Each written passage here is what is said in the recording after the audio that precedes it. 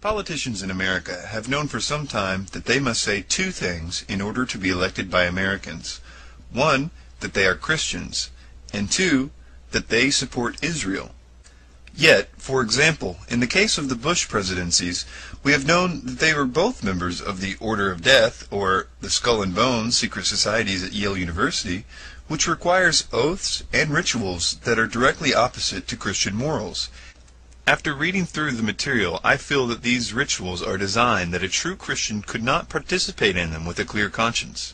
I also feel that the coffin ritual in Skull and Bones is why when George Bush was asked if he was a Christian, he answered, "If you're asking if I was born again, the answer is yes." In addition, we know that both of these presidents, and in fact most of the recent presidents, attend the Bohemian Club, in which a mock Babylonian human sacrifice called the cremation of care is performed in front of the world's elite. The Bushes are not Christians at all, and are more likely committed to another religion altogether. This is important because I think that it is becoming obvious that the West is intentionally trying to provoke a war with Russia, with Iran, and possibly with China. I'll explain why they would be trying to do something so ridiculous in just a moment, but first you must realize that this war is being set up to be started, in one way or another, with Israel. This war, if it happens, will be very deadly. It will coincide with financial collapse and possible famine. We will be sending our sons and daughters off to war in the Middle East. All of this death and destruction will essentially be blamed on the false idea that our president was a Christian and therefore was committed to Israel by some sort of religious obligation. I will be attempting to show you that this is actually a very crucial part of the New World Order plan, and that it is actually what we are supposed to believe, and it will ultimately end in the abolishing of all the Judeo-Christian religions and the setting up of an atheistic superstate. Let's get one thing straight first. Even if our president was a Christian, the Bible in no way implies that God needs other nations to protect Israel.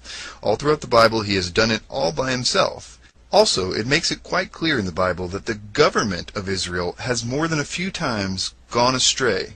Therefore, it would be unsound to blindly support a government of Israel, biblically speaking.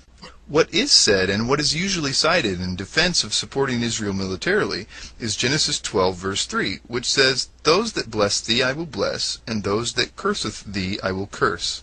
The Hebrew word for bless in Genesis 12:3 is barak, and it means essentially to ask God to praise, to celebrate, and adore.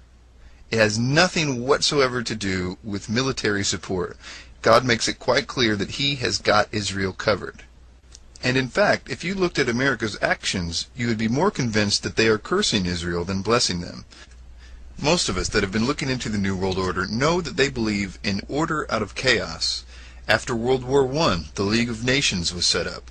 After World War II, the United Nations. After World War III, who knows? If you believe in world government, then world war seems to be good for business. But I think this time it will be different, because I think this time they will try to implement a world religion to unite and give patriotism to this new world government. In one sense, this new religion will be an anti-religion. They will point to the death and destruction caused by World War III. They will say that it is the fault of Judaism, Christianity, and Islam, when in fact it was classic problem-reaction-solution.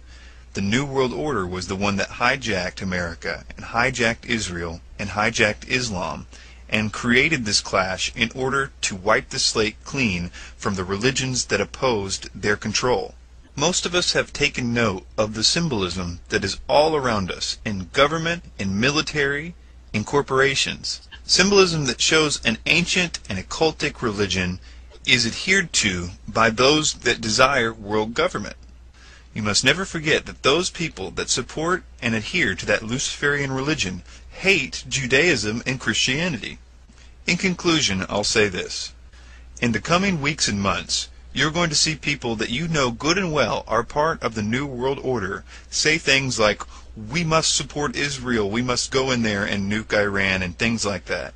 Don't believe them. That is only what they want you to think. When this war happens, you will eventually blame it on Judaism and Christianity. That has been the intention all along. The teachings of Jesus are poison to the New World Order. The Bible is the blueprint for resisting it. They know that people that follow the teachings of Jesus will not accept a new world order. Their attempt to discredit and remove Christianity from their way has been one of their greatest tasks, and I think that we should be careful and we should be grounded in truth, because I think that they still have a few tricks up their sleeves in order to sell us this new world religion.